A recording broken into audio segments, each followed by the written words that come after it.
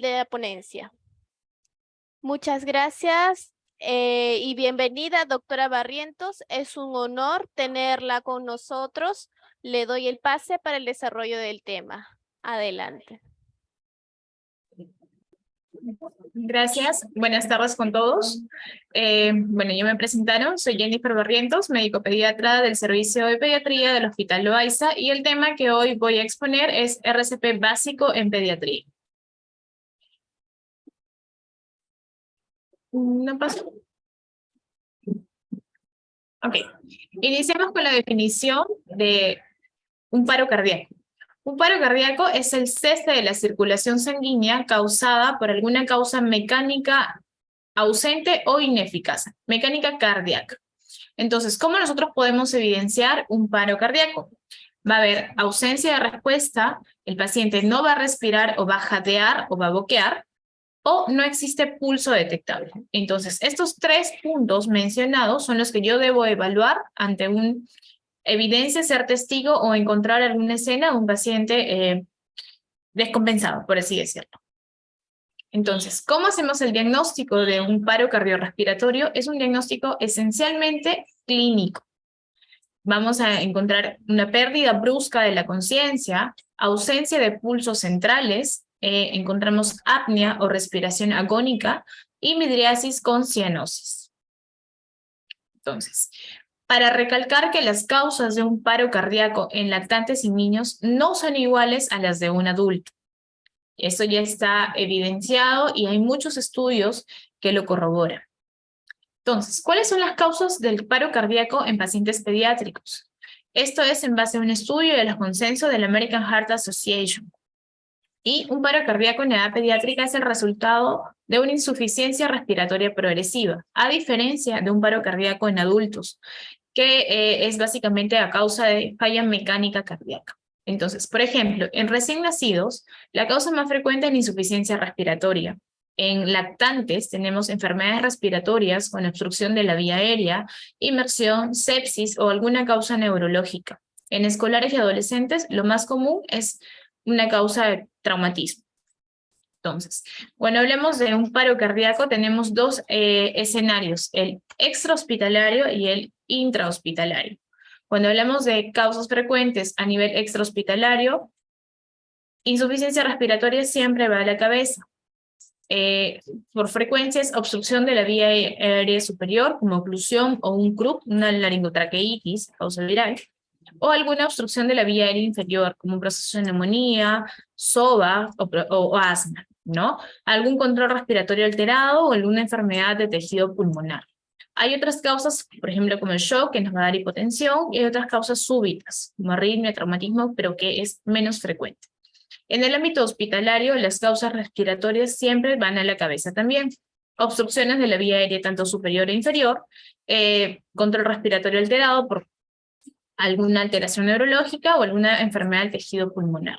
Las causas a nivel intrahospitalario, en segundo lugar, podríamos catalogar a los signos de shock, la hipotensión va de por medio, y las causas súbitas menos frecuentes son las arritmias en pediatría.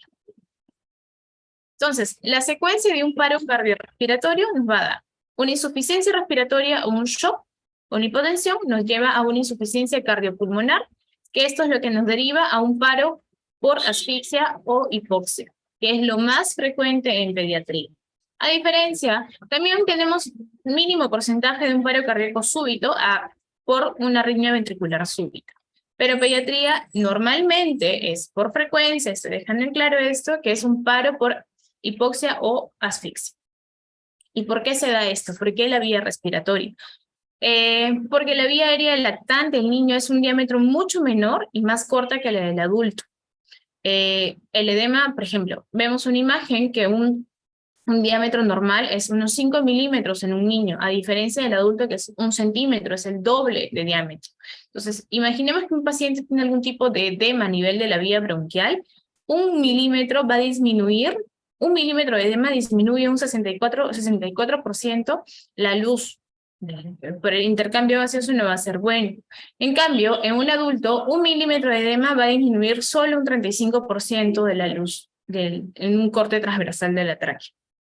Además, la lengua del lactante es mucho más grande con respecto del adulto, que eso nos puede ocluir la vía aérea superior, ¿no? La epiglotis entre los niños de 1 a 4 años es más larga, más flexible y angosta, y este está angulado respecto al eje longitudinal de la tráquea.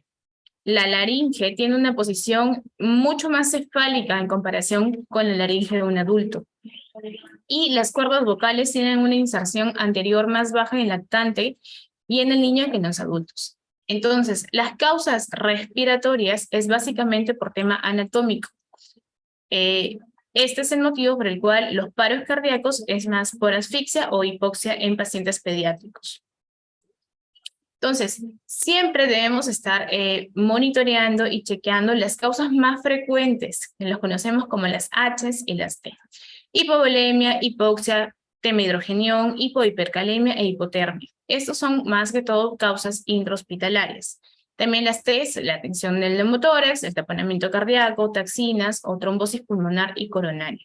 Luego de las causas respiratorias, tenemos que siempre descartar alguna causa, las H y las T. Esa es a manera de mnemotecnia. Entonces, ¿cuáles son los elementos principales de un RCP? Las compresiones torácicas, la vía aérea y la ventilación. Una parada cardiorrespiratoria es un evento brusco, inesperado, que potencialmente reversible si lo atendemos a tiempo. Entonces, que cuando hablamos de reanimación cardiopulmonar, son maniobras en conjunto que tienen que ser encaminadas para revertir la parada cardiorrespiratoria. Y esto lo vamos a evidenciar en el soporte vital básico. El soporte vital básico, como les comentaba, y vuelvo a hacer recalque, que las causas del paro cardíaco en niños son relacionadas a insuficiencia respiratoria y a shock. Cuando hablamos de soporte vital básico, tenemos que tocar el tema de una cadena de supervivencia.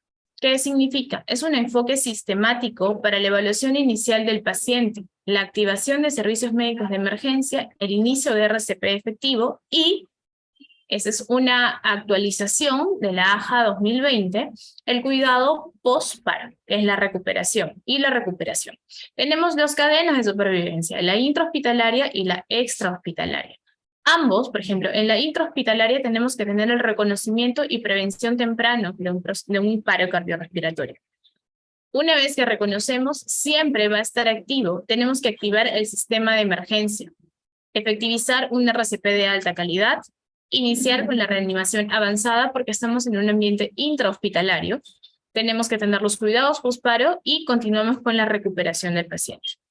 La diferencia entre la cadena de supervivencia intra y extrahospitalaria está en el primer eslabón. En la extrahospitalaria está la prevención, ¿no? Una vez, si nosotros somos testigos de un evento súbito, el paciente se desploma, súbitamente activamos la respuesta de emergencia. El resto igual. RCP de alta calidad, reanimación avanzada, cuidados post-paro y recuperación del paciente. Entonces, continuamos con el soporte vital básico en pediatría. Siempre tenemos dos escenarios, cuando estamos solos y somos el único rescatista o cuando de repente tenemos el apoyo de alguien más. Lo primero que tenemos que hacer, ese es el algoritmo conocido. Vamos a ir disgregando parte a parte a lo largo de la exposición. Lo primero que tenemos que hacer es verificar que la escena sea segura. Lo menos que queremos es que nosotros, que vamos a rescatar al paciente, seamos víctimas de algún evento de peligro también. Entonces, tenemos que verificar escena.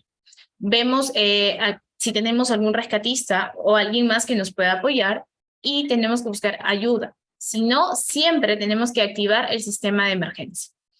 Activo el sistema de emergencia y empiezo yo a dar, primero necesito verificar en 10 segundos, voy a ir desgregando, en 10 segundos si hay pulso o cómo va la respiración. Esta evaluación no debe durar más de 10 segundos. La comprobación si la víctima responde o no. Entonces, ¿cómo hago? Necesito palpar el pulso. En un lactante lo voy a ubicar en la arteria braquial y en un niño lo voy a palpar en la arteria carótida o en la femoral. Si no detecto el pulso al cabo de 10 segundos, es una maniobra que yo lo puedo hacer al mismo tiempo. En 10 segundos, repito, 10 segundos es palpo pulso y compruebo respiración. Si no detecto, voy a empezar las compresiones torácicas. Entonces, tengo tres escenarios posibles. Respira normal y tiene pulso. Si no respira y hay pulso, ¿qué es lo que debo hacer? Ventilaciones de rescate y tengo que añadir compresiones si en algún momento el pulso cae por debajo de 60 latidos por minuto o si hay signos de mala perfusión o que el paciente no respire y no tiene pulso, ahí ya inicio el RCP. Este cuadro disgregado es lo que yo concibo acá en este algoritmo. Verifico la escena, veo por ayuda, activo el sistema de emergencia y verifico en 10 segundos la respiración y el pulso. Los tres escenarios ya continuados. Si el pulso no tiene pulso y si tiene pulso y hay respiración, continúo normal. Si no hay respiración o hay jadeo y el pulso no se siente, verifico. Si yo pude ver que fue un colapso súbito, si fue, activo el sistema de emergencia. Si no fue y yo estoy sola para hacer el movimiento de rescate, empiezo a hacer las compresiones. Recuerden, un rescatista es 30 compresiones por 2 ventilaciones. Hasta que llegue el apoyo, el segundo rescatista, y empiezo a cambiar. Serían 15 compresiones y 2 ventilaciones. Vamos alternando las funciones cada 2 minutos aproximadamente. El tercer escenario es que no tiene pulso y no hay respiración. Empiezo de una vez las compresiones torácicas. Continuamos. Este de aquí, este algoritmo es cuando tengo 2 rescatistas. Ahí la secuencia ya va alternándose. 15-2, 15 compresiones y 2 ventilaciones y se van rotando de papel de rol, por así decir, cada 2 minutos o hasta que un rescatista esté agotado. Porque si no, no vamos a poder dar un RCP de alta sistematización.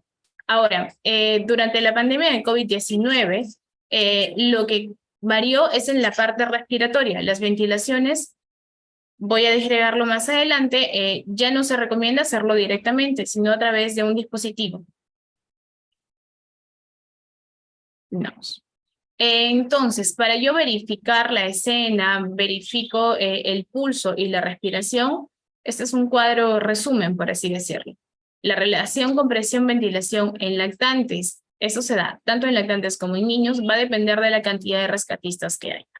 Si tengo 2 rescatistas, la relación va a ser 15 compresiones por 2 ventilaciones. Y si estoy solo, hay un solo rescatista, son 30 compresiones por cada 2 ventilaciones que se le va a dar. ¿Dónde voy a palpar o comprobar el pulso? En lactantes, en la arteria braquial, y en niños, en la arteria carótida o el pulso femoral. ¿Cómo hago las compresiones? En lactantes voy a utilizar 2 dedos si estoy sola, o utilizo los 2 pulgares en caso tenga a un rescatista. Y en niños, siempre las compresiones torácicas va a ser con 1 o 2 manos a nivel external. ¿Cuánto es la profundidad? ¿Cuánto debo deprimir en lo que es a nivel del tórax? Se dice que en lactantes es 1/3 de la profundidad del pecho. Aproximadamente son 4 centímetros. Y en niños es igual, 1/3 de la profundidad del pecho, que aproximadamente son 5 centímetros. Hasta en adolescentes también, de niños a adolescentes es 5 centímetros. Ahora, si es que si somos la única persona en la escena y encontramos a un bebé o a un niño, un lactante que no responde, tenemos que iniciar el RCP para antes de solicitar un DEA. Encontré a un niño en el piso, tirado en el piso, empiezo RCP y activo el sistema de emergencia. Pero si yo estoy viendo y súbitamente el paciente cae, activo el sistema de emergencia y bueno, hasta que llegue el día y empiezo el RCP. ¿Cuál es la diferencia? Que yo no tengo la certeza de cuánto tiempo ya este paciente, al que yo encontré tirado en el piso, por así decirlo, está inconsciente. Entonces empiezo las compresiones. Comprobación del pulso, recordar, en infantes, en menores de 1 año es el pulso braquial y en mayores de 1 año es el pulso carotídeo o el pulso femoral. Ahora, cuando hablamos de RCP de alta calidad, yo tengo que empezar las compresiones en menos de 10 minutos de evidenciado el evento súbito. Tengo que comprimir fuerte y rápido. Habíamos comentado que la depresión es 4 centímetros en lactantes y 5 centímetros en niños y adolescentes. Y es un ritmo de 100 a 120 compresiones por minuto. Tengo que permitir la expansión torácica completa. Deprimo y el tórax tiene que volver al estado basal. Tengo que minimizar interrupciones. Mientras yo aseguro las compresiones constantes, la respuesta cardíaca va a ser mejor. Y las ventilaciones tienen que ser eficaces. Estos 5 puntos son los que me aseguran un RCP de alta calidad. Entonces, recalco, la profundidad de las compresiones, 4 centímetros en lactantes y 5 centímetros hasta 6 centímetros, alguna literatura habla de en adolescentes. Niños y adolescentes lo mínimo son 5 centímetros para una compresión adecuada. Frecuencia universal es de 100 a 120 compresiones por minuto. Y recordar, si estoy solo, soy el único reanimador o reanimadora, es a una relación de 30 compresiones por 2 ventilaciones. Pero si hay 2 reanimadores, 2 personas que podrían apoyar el proceso de compresión-ventilación, es 15 a 2. Esta frecuencia no deberíamos olvidarlo. Y sobre todo, son compresiones sin interrupción. Al menos 1/3 del diámetro anteroposterior del tórax, recordar 4 centímetros en lactantes menores y en niños 5 centímetros, adolescentes hasta 6 centímetros de profundidad. 30 compresiones a 2 ventilaciones si es un solo rescatista y si son 2 rescatistas de 15 a 2. Y son 5 ciclos que deberíamos dar, más o menos son 2 minutos de RCP antes de buscar un DEA, un desfibrilador automático, o antes de hacer un cambio. Los ciclos, cuando tenemos rescatistas, son de 5 ciclos o de 2 minutos, o hasta que haya agotamiento de alguno de los rescatistas.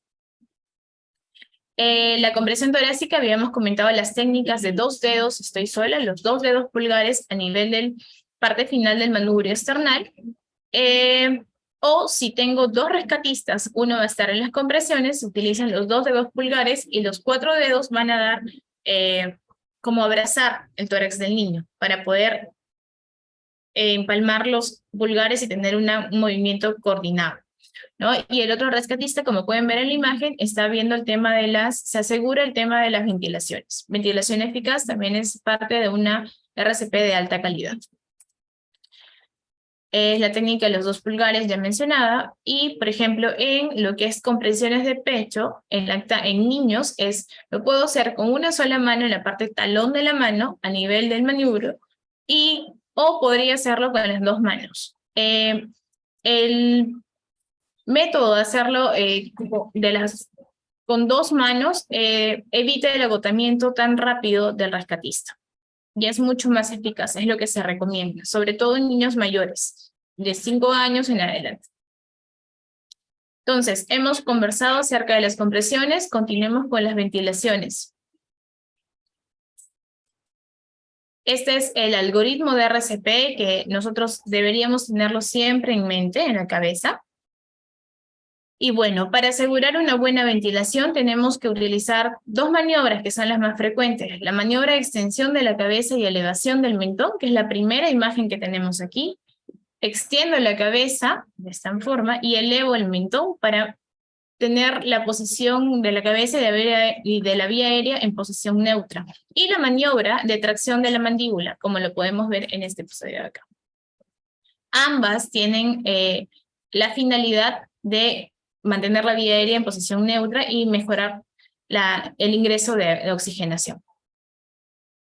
Entonces, ¿de qué manera podríamos asegurar las ventilaciones?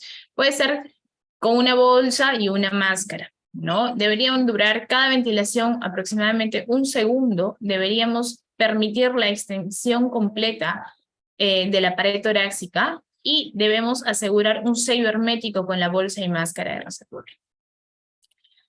Entonces, ¿cuándo utilizamos la ventilación rescate? Cuando la víctima no responde, tiene pulso pero no respira, tiene una respiración jadeante o bocante.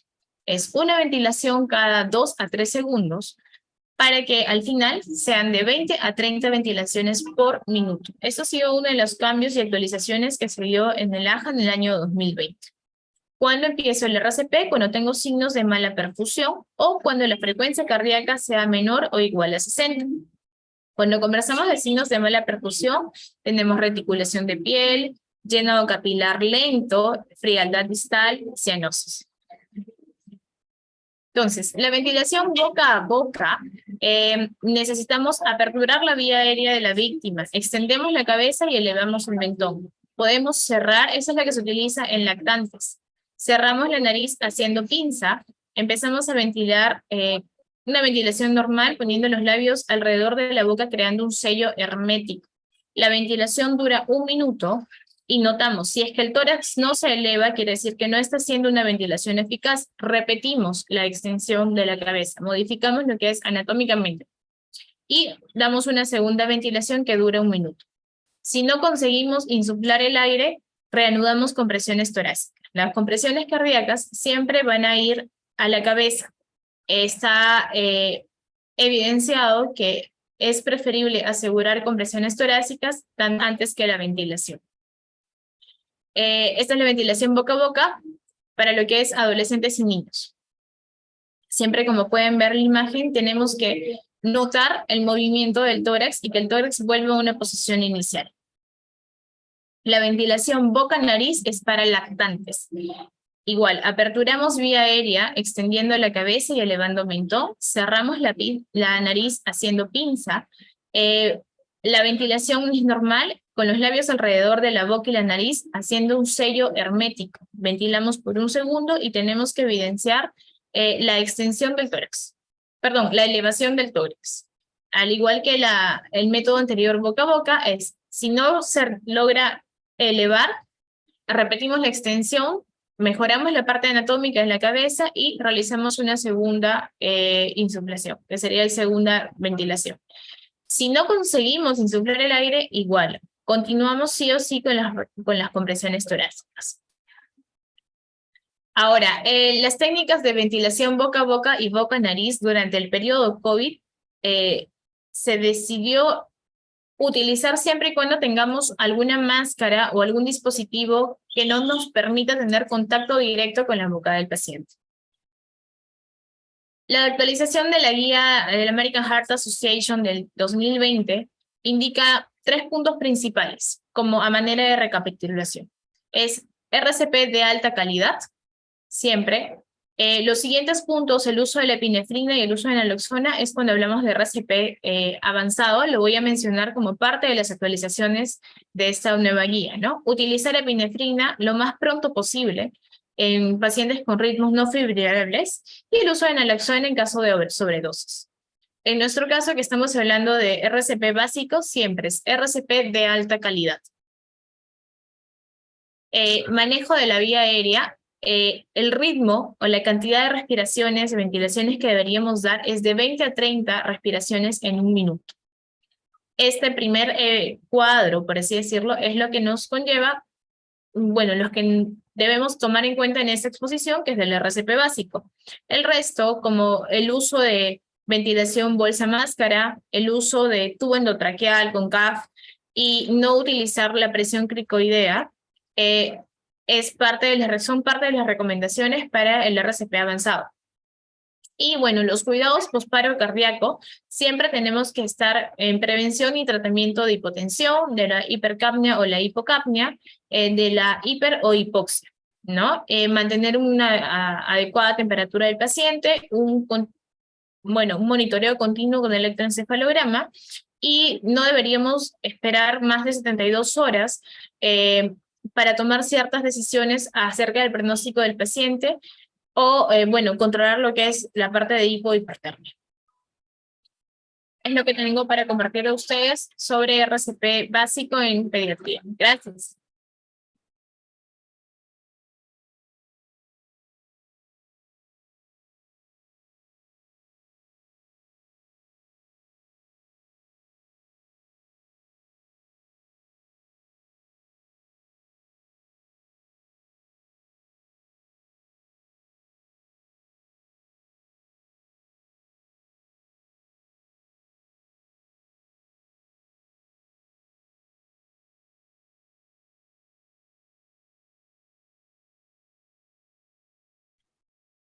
Muchas gracias, doctora.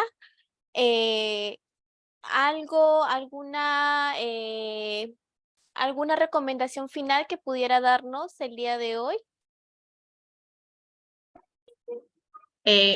Sí, claro, ninguno de nosotros está libre de encontrar a algún paciente de repente en piso tendido o de ser testigos de alguna descompensación del paciente.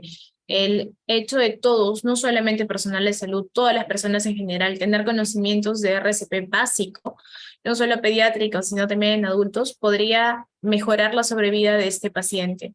Hay puntos que he sido bastante enfática sobre cuántos rescatistas somos y de qué manera deberíamos actuar. Son conocimientos que deberían quedar ya grabados en la mente. Y si en algún momento tenemos la oportunidad de brindar este apoyo a alguna persona, sabemos que le estamos salvando la vida. Muchísimas gracias, doctora, por sus palabras. Ahora pasaré a leerle algunas preguntas que han sido realizadas en la plataforma de Zoom. Nos preguntan lo siguiente, doctora, una consulta. ¿En qué casos usamos epinefrina o noradrenalina en RCP? Ahí cuando vamos a utilizar ya medicamentos, estamos hablando de RCP avanzado. Lo que utilizamos es la epinefrina en los ritmos no fibrilares. Tengo aquí, no sé si me permiten, tengo una diapositiva para responder la pregunta. Voy a mostrarles. Denme unos minutos, por favor.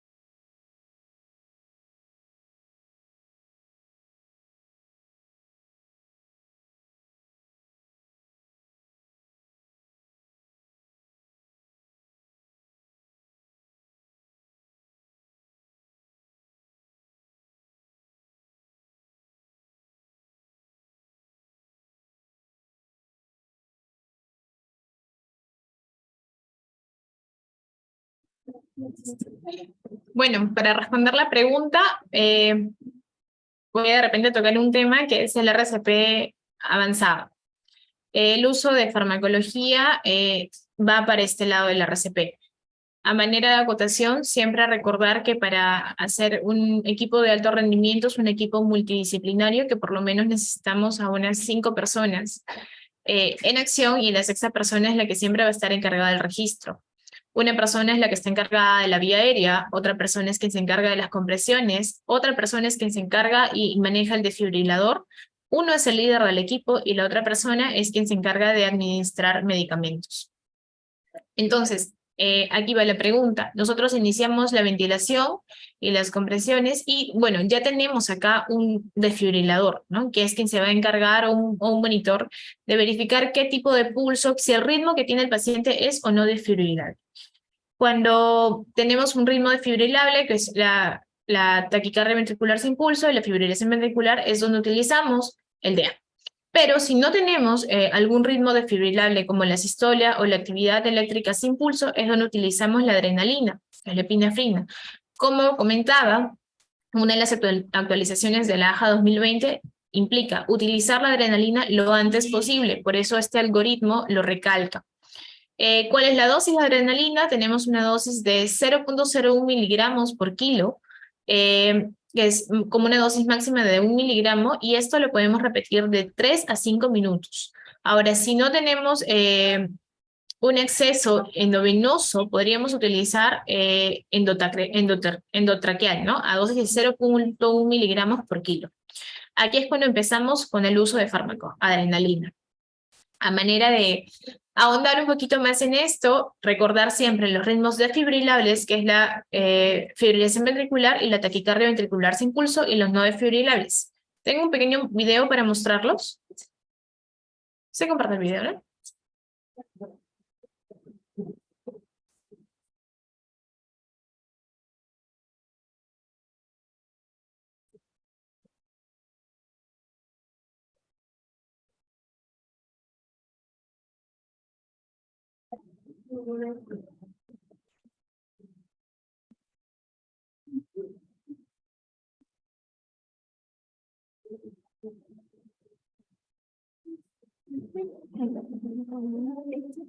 Vamos a dejar de compartir, vamos a volver a compartir para que se escuche.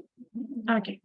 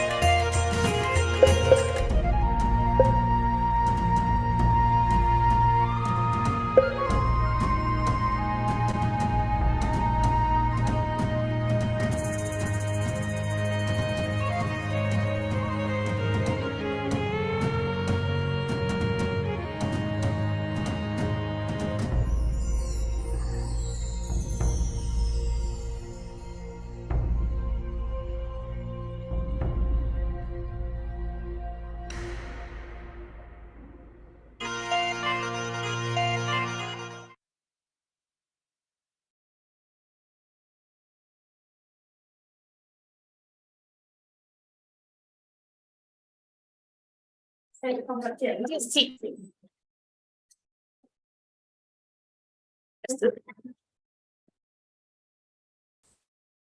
Ahí está.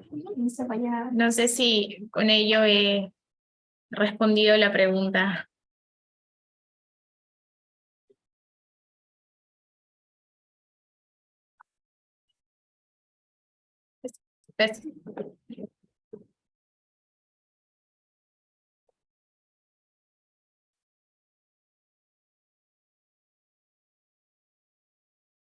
Muchísimas gracias, doctora Barrientos, y agradecemos por esta ponencia, felicitarla y también darle gracias a los participantes el día de hoy por haber asistido, y con nosotros sería hasta una próxima telecapacitación. Muchísimas gracias, doctora.